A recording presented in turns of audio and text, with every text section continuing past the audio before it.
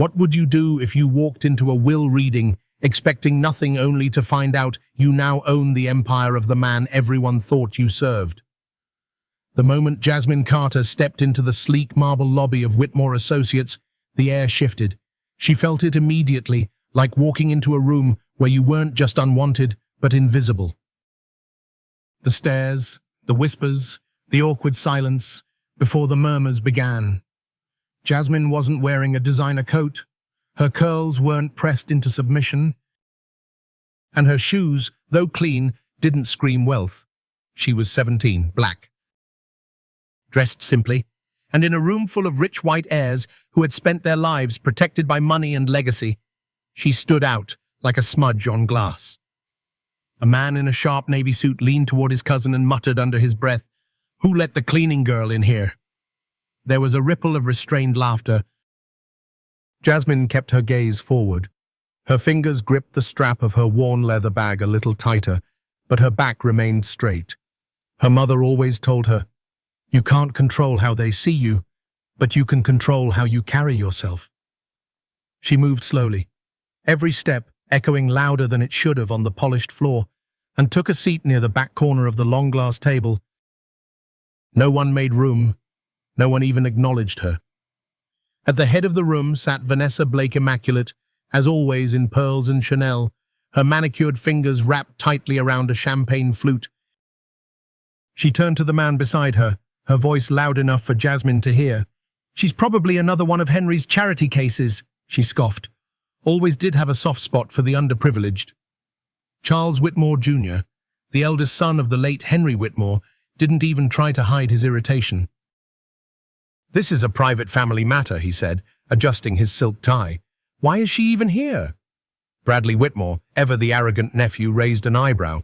$10 says she's here to ask for a donation." Jasmine's heart pounded, but her expression remained unreadable. She focused her eyes on the empty leather chair at the front of the room, the chair that once belonged to Henry Whitmore. Her thoughts drifted to him not as the billionaire everyone in this room idolized or envied, but as the old man in the study with tired eyes and a surprisingly warm smile. The man who had once asked her, "Do you ever think about law school?" after seeing her read legal cases during her lunch break. She hadn't answered him then. Before she could think too far, the heavy oak door creaked open. All eyes turned. Mr. Whitaker entered tall, elderly, but with the kind of presence that made the room fall into silence. He was Henry's lawyer for over 30 years and now the executor of his final wishes. He held a brown leather briefcase in one hand, and his face showed no trace of surprise as his gaze found Jasmine. "Miss Carter," he said with a nod, "please take your seat." A beat passed. Then another. Vanessa's champagne flute nearly slipped from her fingers. Charles choked on his breath. Sienna Blake, the youngest in the room and perpetually glued to her phone, raised her eyebrows. "Excuse me," Charles said sharply. "You know her, Mr. Whitaker didn't flinch. "Of course, you all should." No one replied. "She's Jasmine Carter," he continued, "daughter of Angela Carter, who worked in the Whitmore household for over 15 years. Jasmine began assisting her mother when she was just 12. There was a collective stunned silence. Vanessa let out a sharp breath. "The maid's daughter? What is she doing at a will reading?" Bradley demanded. Jasmine remained calm. She sat upright, her hands resting on the table in front of her. Her presence was quiet but not weak. She knew they hated that she wasn't flustered, that she wasn't apologizing for simply existing. Mr. Whitaker took his place at the head of the table. "Before we proceed with the reading of Mr. Whitmore's will," he said, "he has requested that we begin with a video." Charles groaned. "What, another one of Dad's dramatic little speeches?" The lawyer said nothing. He tapped a small remote, and a hidden screen descended from the ceiling. And there he was, Henry Whitmore, pale, frail, but dignified. His voice, though worn with age and illness, carried weight. "If you're watching this," Henry began, "then I have passed on. He looked directly into the camera. "And I imagine you're eager to know what I've done with the estate." The room leaned forward. "But first," he said, eyes narrowing, "a question. Can anyone here tell me the name of Angela Carter's daughter?" Silence. Vanessa shifted uncomfortably. Charles glanced at Bradley. Sienna stared at her phone. "I thought so," Henry said, voice quiet. "She's been in this house for years. Worked beside her mother, studied late at night, cleaned up your messes while you pretended she didn't exist." His expression hardened. "And that told me everything I needed to know about the character of my family." Jasmine looked down at her lap, fighting the sudden sting in her eyes. She had promised herself she wouldn't cry, not in front of them. "Not today," Henry continued. "I've watched you mock the staff, treat the drivers, the nurses, the janitors as less than human. And I can no longer reward that behavior with privilege, which is why," he said, "you're about to hear something that will change everything you thought you were entitled to." Mr. Whitaker closed the briefcase and looked up. "Shall we begin?" The room remained frozen as Henry Whitmore's face lingered on the screen. His eyes, sunken but sharp, scanned the room through the camera as if he could still see them. Vanessa's judgmental gaze, Charles's clenched jaw, Bradley's smug posture, and Sienna's fingers twitching over her phone. "Angela Carter," Henry said slowly, "worked in our home for 15 years. She cleaned your rooms, ironed your shirts, held your children when they cried, and not one of you ever asked her daughter's name." The silence thickened. Jasmine Carter sat still in her seat, her heart pounding against her ribs like a drum, but her face remained unreadable, calm, grounded, everything she'd trained herself to be. "She is not just the daughter of a maid," Henry continued. "She is Jasmine, a bright, driven, compassionate young woman. While you all lived off trust funds and entitlement, she studied late at night after work. She cared for her sick mother. She read the books in my library, yes, the ones none of you ever touched." On screen, Henry coughed lightly, but his eyes never wavered. "None of you noticed her." "Except to humiliate her." Vanessa shifted uncomfortably, her pearl necklace suddenly feeling like a noose. Charles rolled his eyes. "Is this supposed to be some kind of moral lecture, Mr. Whitaker, ever silent, simply glanced at Jasmine, his only acknowledgement that the story was just beginning.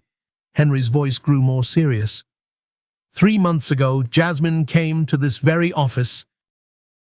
She didn't come looking for handouts. She came to ask for an advance from the household wages to buy medication for her mother. And Charles..." Henry paused, as if letting the weight settle. "You told her to find a new job if she couldn't afford basic health care. You spilled water on her paperwork and made her clean it up. On her knees." Charles's face turned red. "That's not how it happened." Mr. Whitaker turned to him, calm but firm. "There's video footage. And witnesses, please refrain from interrupting." Bradley scoffed. "So what? Dad felt sorry for her and left her a few thousand?" Jasmine didn't flinch, but she remembered that moment vividly. Her papers soaked, her hope shrinking, her dignity scraped against the office floor like spilled coffee. On the screen, Henry continued. "That moment, it stayed with me. And when I fell ill, I started watching more carefully, listening. Not to you, but to those you never saw." He reached for something out of frame, then added, "Which is why I invited Jasmine to speak with me. At first, she refused. She said she didn't belong in my world, that no one like her ever does." Jasmine closed her eyes for a second. Remembering that first night in the library, Henry in his robe, holding a book on civil rights as if it weighed more than gold. "But over time," Henry said, "she told me her story. Her dreams of studying law, her desire to fight for justice, not just for herself, but for everyone who's ever been stepped over." Bradley laughed bitterly. "This is insane." Sienna, who had been furiously typing on her phone, paused. "Her last post," Maid's daughter Crash's will reading was already being reshared dozens of times. But something in Henry's words made her hesitate.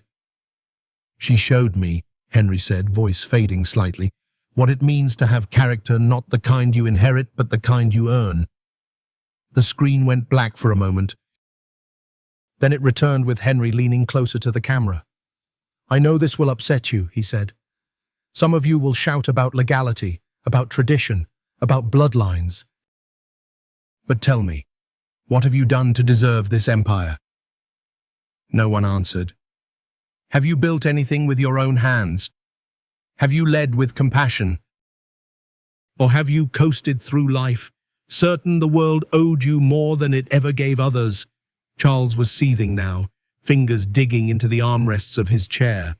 "Jasmine Carter," Henry declared, "may not carry the Whitmore name, but she carries something far more valuable.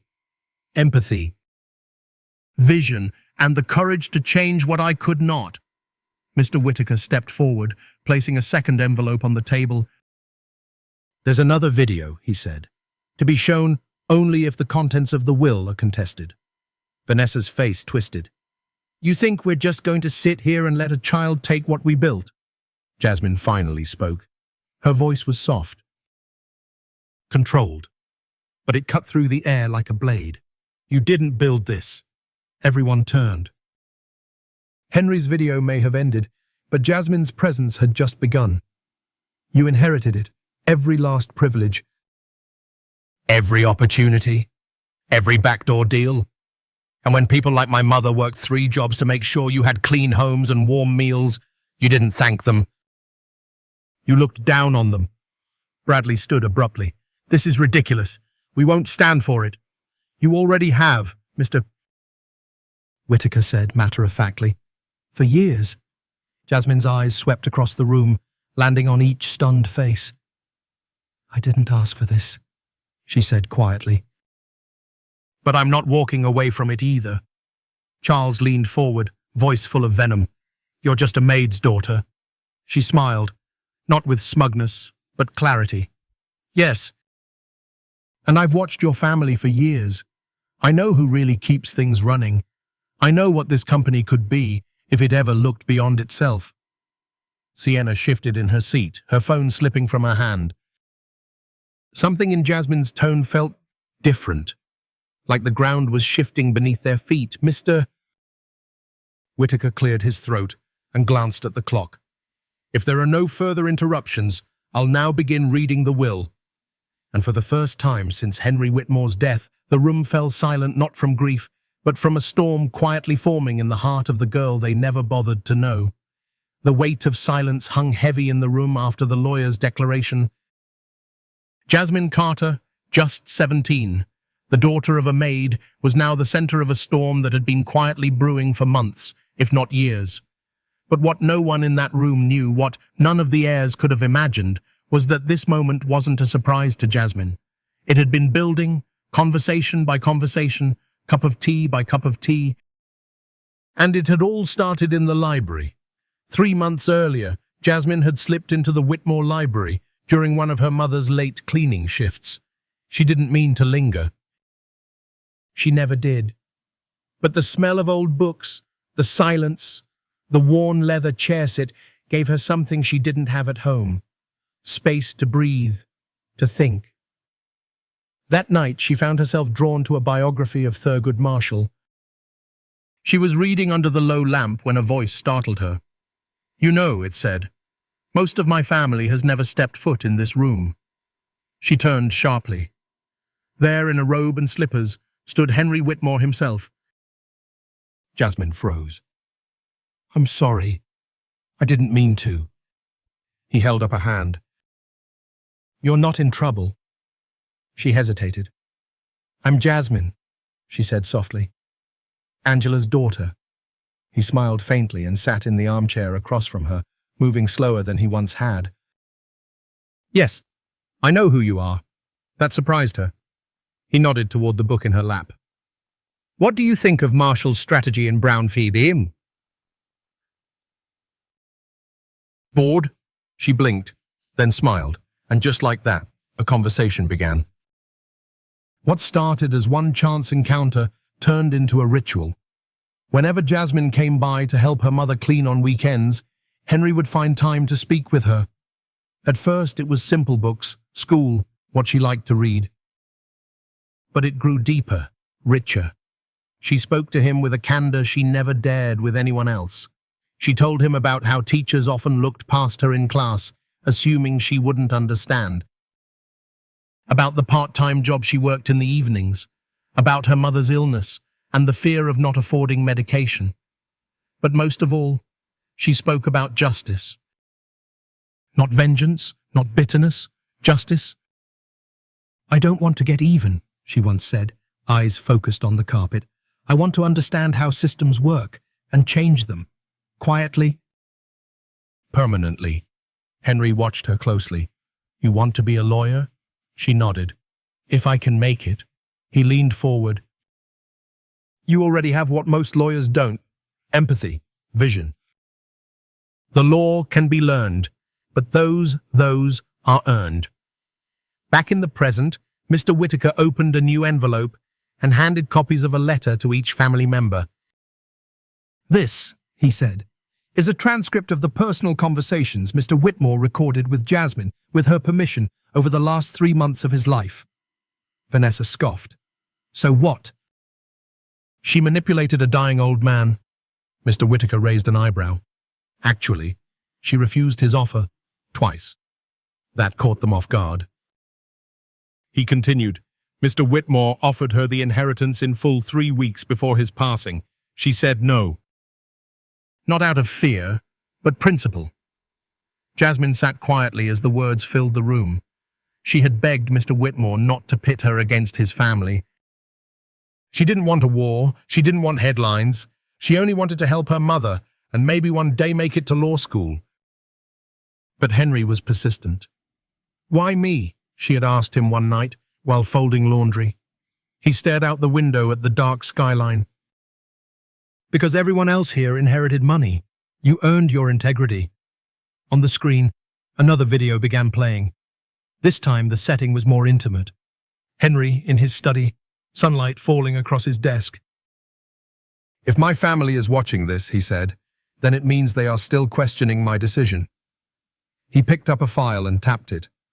"I have spent months documenting every conversation, every meeting, every action, and none of it was based on emotion. It was based on truth." The screen shifted to security footage, Charles yelling at a driver, Vanessa berating a nurse, Bradley mocking a janitor at a charity gala. "I gave you every opportunity," Henry's voice echoed. "And you failed not in business, but in character." The footage paused. "I offered Jasmine control of the estate, but she only accepted under one condition," he said. "She wanted to make sure the family had a chance not to reclaim their money, but to reclaim their humanity." The room erupted. "You can't be serious," Charles shouted. "She's just a teenager," Bradley snapped. But Mr. Whittaker remained calm. "That teenager," he said, "sat by your father's side more in the last month than any of you. She listened, she cared, she brought books. She brought dignity." Vanessa stood. "This is outrageous. It's some charity stunt." Sienna, now quiet for the first time, looked down at the transcript. She read a line from Jasmine, written in her own handwriting. "I don't want to replace your family, Mr. Whitmore. I want to help them see." Something shifted in her face. For the first time, she saw Jasmine not as a threat, but as a mirror. Jasmine finally stood. "I never wanted your money," she said, voice steady. She looked directly at Charles. "I wanted to study law. I wanted my mom to get better. I wanted to believe that good people still had a place in this world." Then she turned to Vanessa.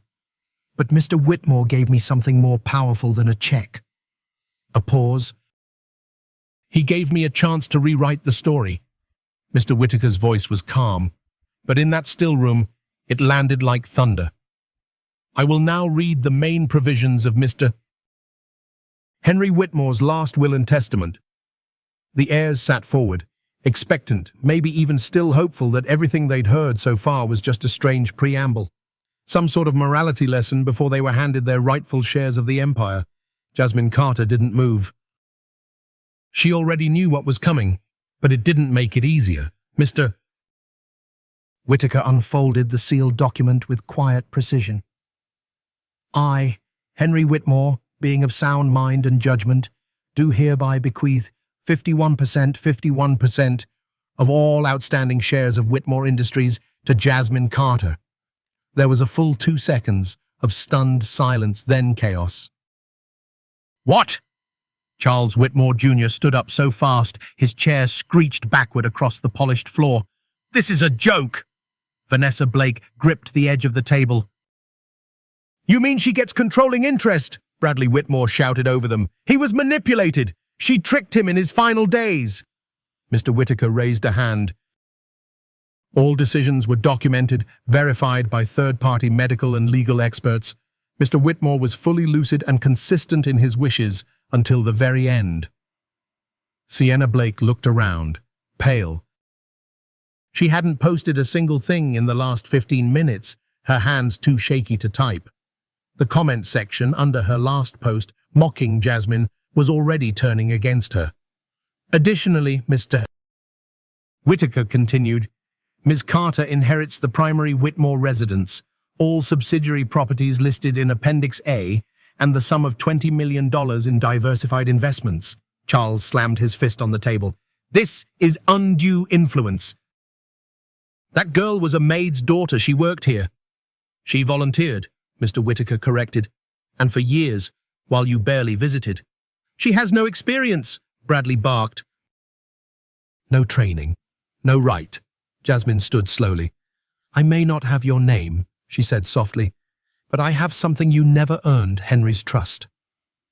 The air crackled.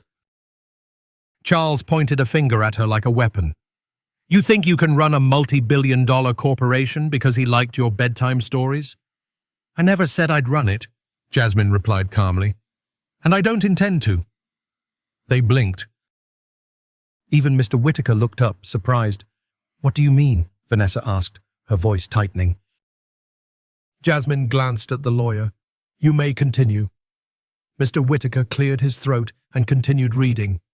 Until Missin Carter reaches the age of 21, Whitmore Industries shall be managed by a provisional board, overseen jointly by myself and Dr. Grace Howard. The room gasped again. Vanessa's lips curled. The doctor? The woman who introduced Jasmine to Henry? She's much more than that, Mr. Whitaker said evenly. Dr. Howard is a trusted medical professional and ethicist who advised Mr. Whitmore extensively in his final year. And this board, Charles demanded. Who are they? Mr. Whitaker paused, then gestured toward the door. It opened. 5 people walked in, 3 women, 2 men. None of them wore luxury suits. None had recognizable last names. Their clothes were simple, their postures straight, their eyes alert. Jasmine's face lit up. These, she said, are your replacements. Vanessa's face turned crimson. What is this? Logan Pierce, the grey-haired man at the front of the group, stepped forward. Hello, Charles. Remember me? I worked in your finance department for 25 years until I was fired for suggesting a profit-sharing plan. Charles's mouth opened, then closed. The next woman introduced herself with a calm voice. Maria Ellis, logistics coordinator, dismissed after exposing corruption in the supply chain. One by one, they introduced themselves, former employees, whistleblowers, union organizers, people who had once dared to speak only to be silenced. Now they were back, elevated. This is absurd, Bradley snapped. You can't hand over a legacy to the janitors. You already did, Jasmine replied, when you ignored the people who made this company run. Vanessa leaned back in her chair. This is revenge. No, Jasmine said, her voice suddenly steely. This is justice, and there's a difference. Mr. Whitaker confirmed. The paperwork was filed and notarized before Mr. Whitmore's passing. These individuals comprise the temporary board until Jasmine reaches full legal control. Sienna looked around the room. The empire her family had built, no inherited, was slipping from their hands like sand through glass. "This company was supposed to be ours," she whispered. Jasmine stepped forward, her voice steady. "It never was. It was Henry's, and now it belongs to people who care about what he stood for." "And what's that exactly?" Charles snapped. "Decency," Jasmine said. Accountability, and the belief that leadership is earned through service, not surname. The room was silent again, except now, the silence wasn't about shock, it was about realization. Slow, bitter, inevitable. Bradley whispered, "We'll fight this, in court, in the press." Everywhere. Mr. Whitaker nodded.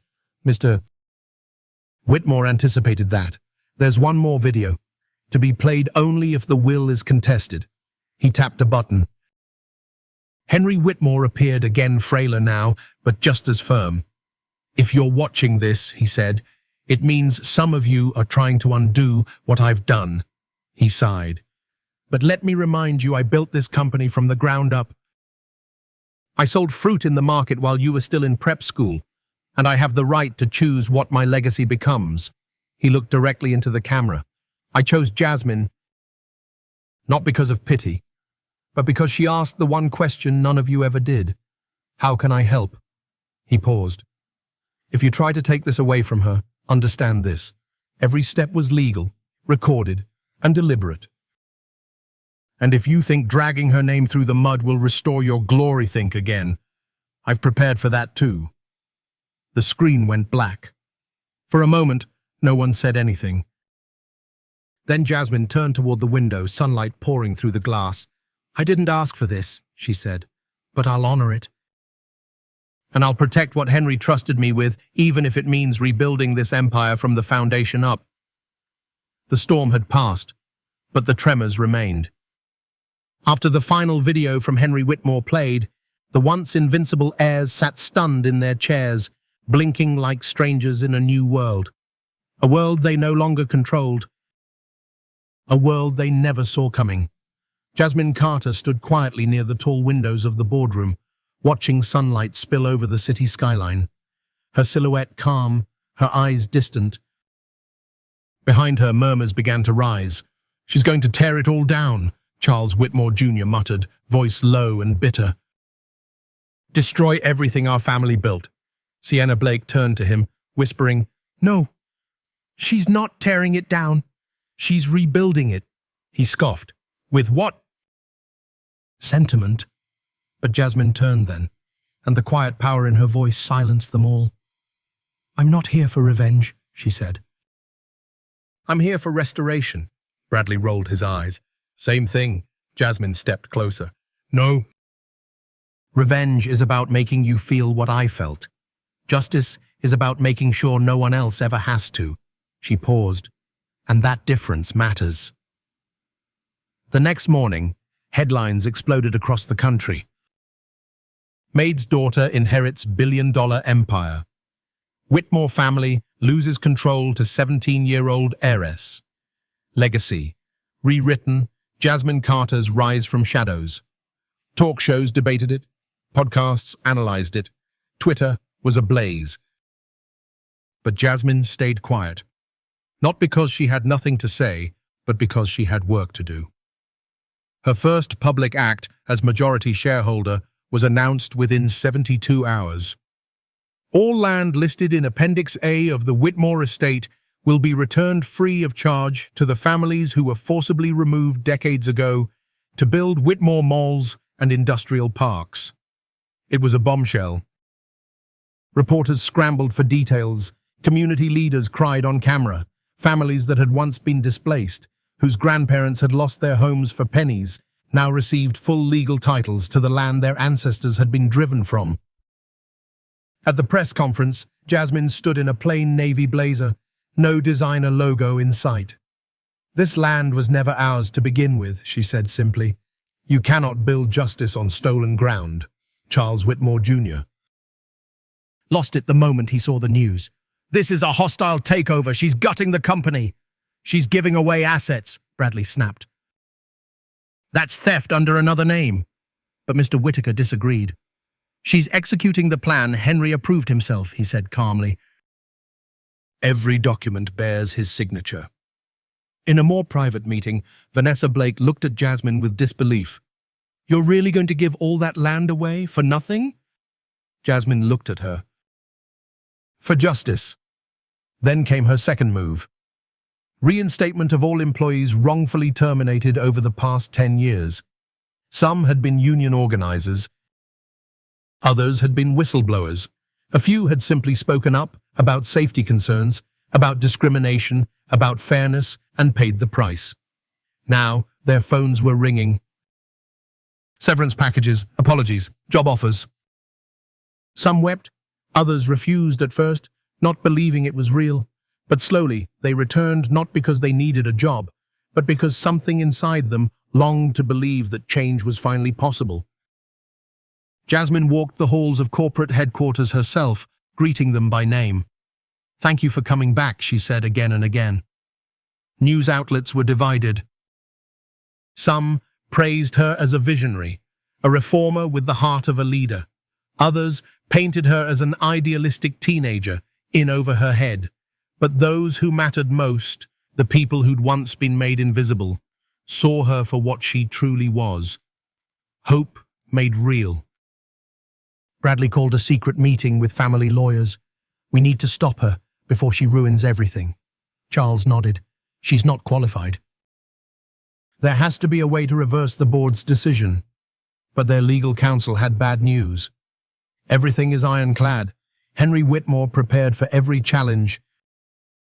And if you take her to court, he hesitated, she'll win, and the videos will go public. They fell silent. Sienna sat in the corner, no longer scrolling her phone. What if this isn't a phase, she said softly. Everyone looked at her. What if she's not just trying to prove a point? What if she's actually trying to make it work? Vanessa's voice was ice. This isn't charity. This is business. But Sienna shook her head. No, this is what business is supposed to be. A week later, Jasmine met with a group of community leaders, labor advocates, and former Whitmore employees. They sat around a simple table, not mahogany, not marble, but in a modest downtown conference room with folding chairs and coffee cups. Jasmine opened her notebook. I want to talk about what justice looks like beyond this building, she said. What it looks like in real homes, in real neighborhoods. Someone asked, Aren't you afraid of backlash? Jasmine smiled. Change always brings backlash. But I'd rather be attacked for trying to fix something than praised for keeping it broken. That night, she returned home. Angela Carter, her mother, was sitting in the worn armchair wrapped in a blanket. Her chemotherapy had left her tired, but her eyes lit up when Jasmine walked in. I saw the news, her mother said. Jasmine knelt beside her. You okay? Angela cupped her daughter's face gently. You were born to do this, she whispered. Jasmine swallowed the lump in her throat. I just want to do it right. You already are. Outside, the media waited. Inside, a revolution was unfolding quiet, deliberate, unstoppable. Jasmine Carter wasn't burning an empire. She was rebuilding it, brick by brick, and this time, everyone was invited. The boardroom at Whitmore Industries had never looked like this. No crystal water pitchers, no men in identical navy suits. No power plays performed through passive-aggressive smirks. Instead, there were 5 chairs placed with intention. Not based on rank, not wealth, but lived experience.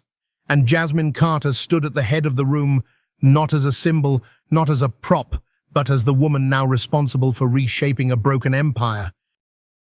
Mr. Whitaker, standing beside her, adjusted his glasses. As per Mr. Henry Whitmore's instructions, and by unanimous legal approval, we now introduce the interim leadership of Whitmore Industries. Charles Whitmore Jr. let out a scoff. Let me guess, you're putting together a committee of interns and social workers? Jasmine didn't respond to him. She simply raised her hand and gestured toward the open doors. They walked in one by one. Logan Pierce was first. Grey at the temples, sleeves rolled up, his presence quiet but commanding. For 25 years, he had served as the financial analyst behind some of Whitmore's most profitable quarters. Then he made the mistake of suggesting profit sharing for warehouse employees. He was let go the next week. No explanation. Now he was back as chief financial officer. Charles's face went pale. "You're joking." Logan smiled faintly. "You never liked numbers when they told the truth." Next came Maria Ellis, who had once managed logistics for Whitmore's massive shipping operations. She'd exposed a series of deals that cut corners on safety, putting workers at risk. She was fired under the guise of departmental restructuring. She walked in with her head high, greeted Jasmine with a handshake, and took her seat as chief operating officer. "I didn't come for revenge," Maria said, looking directly at Vanessa Blake. "I came to finish what I started, building systems that work for everyone." The third to enter was Anthony Rowe, a soft-spoken black man with a slight limp. He had worked in IT security and was one of the few employees who ever took the time to help Jasmine troubleshoot the company's outdated printers when she helped her mother clean the offices. He had been dismissed for attitude issues after he refused to ignore a breach that compromised lower-wage workers' personal data. Now, he was chief technology officer. Sienna recognized him and blinked in disbelief. "But he used to sit in the basement." "Yes," Jasmine said, "and he built most of the systems you take for granted." Camilla Reyes, a single mother and former warehouse supervisor, entered next. She had advocated for more ergonomic equipment and safer working conditions. HR labeled her difficult. Her contract was terminated quietly after she got injured on the job. She now returned as head of employee relations. "My job is simple," Camilla said, voice clear. "Make sure people aren't punished for caring." The final member to walk in was Dr. Grace Howard. Elegant, composed, fierce beneath her calm exterior. The woman who had introduced Jasmine to Henry Whitmore after witnessing her strength and compassion in the hospital waiting room. She took her seat beside the others, not as a guest advisor this time, but as chairwoman of the board. Charles stood, his voice rising. "You think this is leadership? This is a circus. None of these people are qualified to run an international corporation." Mr. Whitaker cut in, voice level.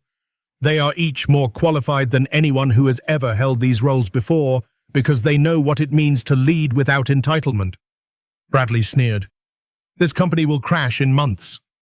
Logan Pierce leaned forward. "We'll let the numbers speak." Jasmine stepped forward, addressing the room, her voice steady. "This is not a revenge fantasy. It's a reset." She turned to the new board. "Each of you has been ignored, underestimated, or punished for having integrity. That ends today." Then she faced the Whitmore heirs. "You were raised to believe leadership was inherited, that a last name or a country club membership made you fit to rule. But the people who build something with their hands, who fight to be heard, know what real leadership costs." Vanessa crossed her arms, trying to hold together the last strands of her world. "This is dangerous." "These people have no idea how to survive a recession or a hostile takeover." Dr. Grace Howard met her gaze. "Neither did Henry when he started," she said. "But he learned because he had to. So will we." Outside the building, reporters were already gathering. Inside, a revolution was becoming official. The announcement went live across every major news network.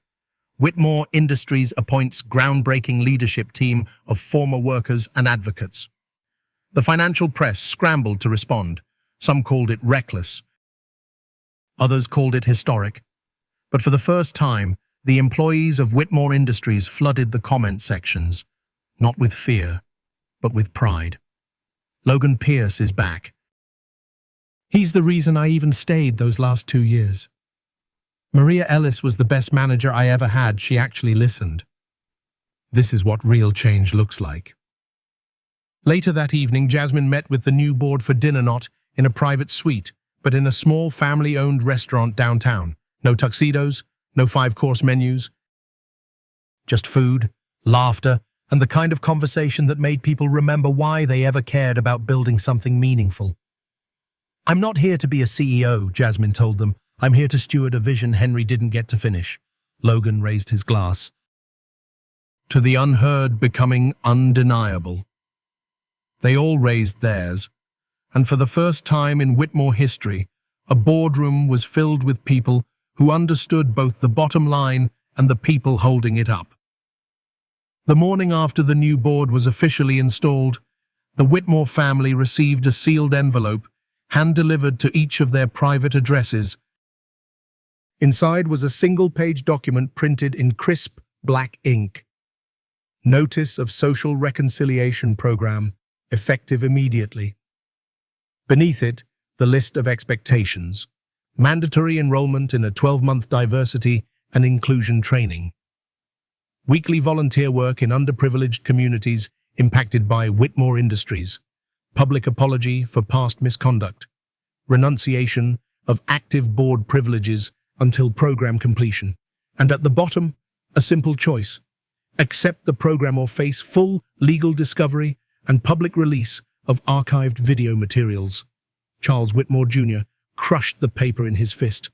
"This is blackmail," he hissed. "No," said Mr. Whitaker, who stood calmly at his doorstep. "It's accountability." "Something new for you, I understand." At the same moment, Sienna Blake stared blankly at the letter on her kitchen counter. The last few days had ruined her online reputation. Her funny post mocking Jasmine at the will reading had gone viral for all the wrong reasons. She lost 3 brand sponsorships overnight. Now, this letter felt like both a punishment and a lifeline. Her hand trembled as she reached for her phone, but instead of opening TikTok, she opened Notes. And she began to write, "I was wrong." Vanessa Blake refused to open the letter at all. "Do they think a few weeks of charity work erases a lifetime of leadership?" she snapped at the housekeeper, who said nothing. But even as she tossed the envelope aside, it seemed to burn into the silence around her. For the first time, the mansion felt hollow. Bradley Whitmore went to the family's legal counsel, desperate for a way out. "There has to be a loophole." "I'm not going to pick up trash to prove I'm not racist," the lawyer sighed. "They have video footage of you yelling at a janitor 3 separate times." Bradley fell silent. Meanwhile, at Whitmore headquarters, Jasmine Carter prepared for the press briefing. Standing beside her were members of the new board and Dr. Grace Howard. "This program isn't about humiliation," Jasmine explained, facing the media with calm conviction. "It's about transformation." She paused. "You cannot change systems unless you first confront the people who perpetuate them. That includes the ones who once sat where I now stand." One reporter asked, "Do you really believe they'll change?" Jasmine didn't hesitate. "I believe change begins with discomfort, and this will be uncomfortable." A week later, Charles Whitmore Jr. stood in a battered community food pantry, wearing an apron and handing out cans. Across from him stood an elderly woman who smiled, not recognizing him. He wanted to be offended, but for the first time, he realized what it meant to go unnoticed. Sienna sat in a classroom at a juvenile rehabilitation center, teaching young girls how to record podcasts and write digital essays. A girl with braids asked her, "Why are you here?" Sienna answered honestly, "Because I thought I was better than people like you, and I was wrong." The girl didn't respond. But she handed her a drawing 2 stick figures holding hands. One said, "Me." The other said, "You." Sienna stared at it, holding back tears. Vanessa eventually arrived at her assigned nonprofit, a center for formerly incarcerated women. She barely spoke for days, until one afternoon she sat beside a woman who had lost custody of her kids and now worked 3 jobs to get them back. "I used to think people like you just made bad choices," Vanessa whispered. The woman smiled softly. I used to think people like you didn't care. For a moment, there was no difference between them. Just two women trying to understand a world they'd been trained to fear. Back at headquarters, Jasmine reviewed their progress. The press was skeptical. Investors were cautious. But the employees, they were thriving. Productivity was rising. Retention was the highest it had been in years. For once, people weren't afraid to speak at meetings. Jasmine walked the halls not like a queen, but like a student still learning. Still listening. Mr. Whitaker approached her with a report. "Some of the Whitmores are changing," he said. "Others are resisting, but none of them are the same." Jasmine nodded. "They don't have to become perfect, just human." And for the first time in generations, the Whitmore name wasn't associated with legacy or lawyers or luxury. It was associated with something far rarer, learning. Charles Whitmore Jr. didn't show up for his volunteer hours. He didn't attend a single session of the social reconciliation program. He didn't meet with the board. He didn't speak to the press. Instead, he went straight to court. "I'm not letting a teenage janitor's daughter take my legacy," he told the lawyers. "I want everything contested, every clause, every signature." They warned him it was airtight. He didn't care. And so began what the media called the Whitmore heir versus the girl who changed everything. On the second day of hearings, Jasmine didn't speak. She sat quietly, dressed in a modest black blazer, flanked by Mr. Whitaker and Dr. Grace Howard. Charles, meanwhile, arrived with a team of 5 attorneys and an expression carved from granite. "She manipulated my father in his final days," he declared. "She used her mother's position to gain access, and she brainwashed a dying man." But then, Mr. Whitaker submitted the files. Hours of audio recordings, dates, witnesses, video logs, Jasmine turning down the inheritance twice, Henry Whitmore insisting, persuading, explaining how she was the only one who had ever truly listened. The courtroom grew still. Even Charles's lawyers began shifting in their seats.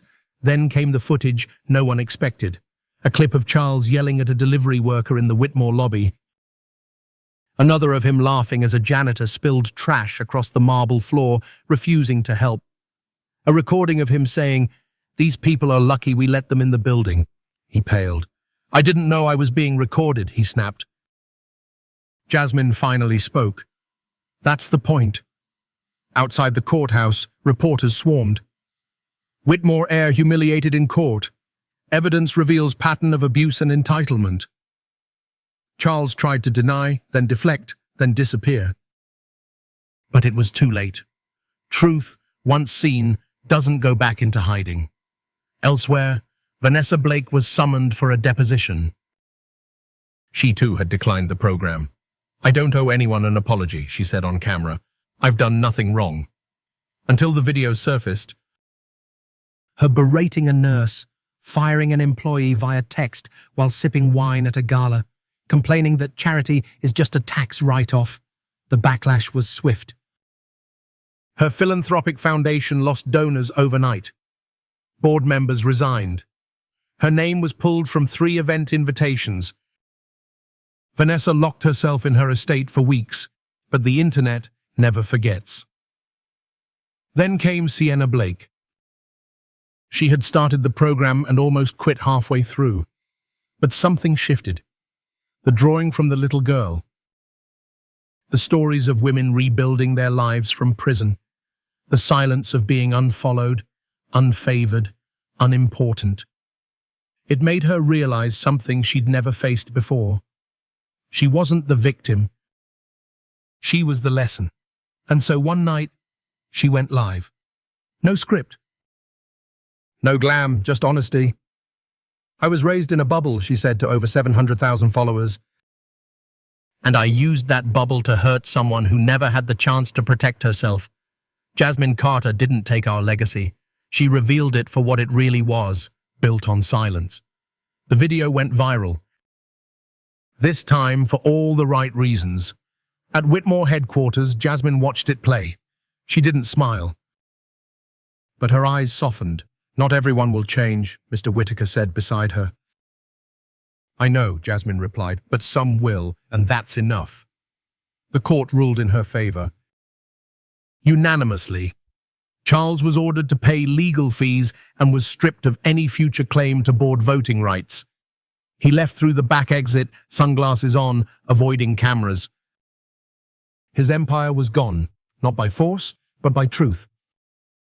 And truth, Jasmine had learned, was the most powerful inheritance of all. 6 months after the courtroom victory, the marble floors of Whitmore Industries were still polished, but something had changed. The elevator music was gone, replaced by soft jazz from local musicians. The portraits of past Whitmore CEOs had been moved from the lobby walls and replaced by photos of employees, engineers, warehouse teams, and janitors with names, stories, and smiles. At the front desk, a new sign hung beneath the gold logo, "Building a Fairer Future Together." Jasmine Carter walked the halls like she always had, head high, shoes simple, smile quiet. But now, people greeted her with more than politeness. They greeted her with purpose. The Whitmore Foundation had been renamed the Henry Whitmore Institute for Equity and Innovation. Its first initiative, free scholarships and mentorship for underrepresented students pursuing law, healthcare, and public service. Next came the Community Reinvestment Division, which directed a portion of the company's profits to rebuild neighborhoods once displaced by Whitmore land deals, offering home repair, job training, and small business grants. Every program was designed not to give back, but to give forward. Jasmine stood before a crowd at a town hall in the city's south side, where she announced a new pilot program. Co-ownership. A percentage of Whitmore's profits will now go directly to employee shares, starting with the factory floor. The room erupted in cheers. Meanwhile, former Whitmore executives watched from the sidelines, some bitter, others in awe. Sienna Blake, who had completed the reconciliation program, now worked as Jasmine's communications advisor. Her social media channels had transformed into platforms for advocacy and storytelling. "This isn't a rebrand," she once told a journalist. "This is a reckoning." Not everyone believed it would last. Some predicted the new leadership would collapse under pressure. Others called it idealism. But the numbers spoke louder. Employee retention hit an all-time high. Productivity rose 15%. Investor confidence returned, not because of tradition, but because of trust. In a quiet moment, Jasmine sat with Mr. Whitaker and Dr. Grace Howard in the old Whitmore Library, now a public reading room, open to students and staff. She ran her fingers over the spine of the Thurgood Marshall biography that started it all. "I used to think I didn't belong in this building," she whispered. Mr. Whitaker smiled. "You didn't." She raised an eyebrow. "You belonged in a better one," he finished. "You just hadn't built it yet." And indeed, she was building something much bigger than a company. She was building a model of corporate compassion, economic repair, and inclusive leadership. Other CEOs started calling. Universities began teaching case studies on the Jasmine Carter transition. Young girls across the country, especially those who looked like her, began to believe in boardrooms where they, too, belonged. When asked by a reporter what motivated her most, Jasmine replied, "I didn't inherit this company to protect it. I inherited it to redeem it." And redemption requires more than statements, it requires systems. The Whitmore name had once symbolized power. Now it symbolized possibility, and that shift, it didn't come from scandal or spectacle.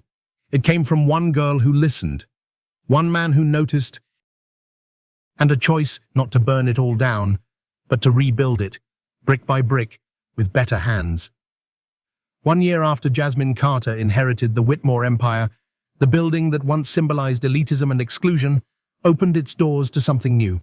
Not a press event, not a luxury gala, not a shareholder summit, but a community day. On the ground floor of Whitmore Industries, where private elevators once kept executives separate from staff, a newly built community center was buzzing with life. Children ran through coding workshops. Retired workers shared stories with interns. A mural depicting factory workers, mothers, teachers, and nurses stretched across the wall. At the center of it all stood Jasmine, not in heels, not on a stage, just in sneakers and a simple dress, talking to a girl with braids who asked her, "Is it true you used to clean offices with your mom?" Jasmine smiled. "It's true. And I still do sometimes, just to stay grounded." The girl grinned. "That's cool." Upstairs, in the old executive lounge, Charles Whitmore Jr. sat alone in a folding chair, dressed in a grey uniform that read, "Intern, Reintegration Program." He was the only Whitmore heir who had refused the reconciliation program and paid the price. Lost assets, lawsuits, reputation in ruins. But that day he showed up, not to reclaim power, but to finally understand what he'd never seen.